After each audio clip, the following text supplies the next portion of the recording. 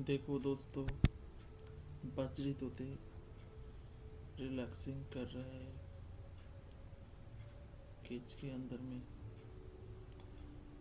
आप लोग देख सकते हैं,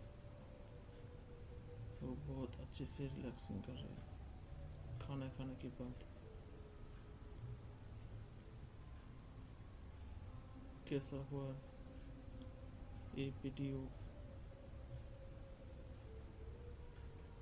बजरी तोते पहली बार मेरे घर पे रखा है।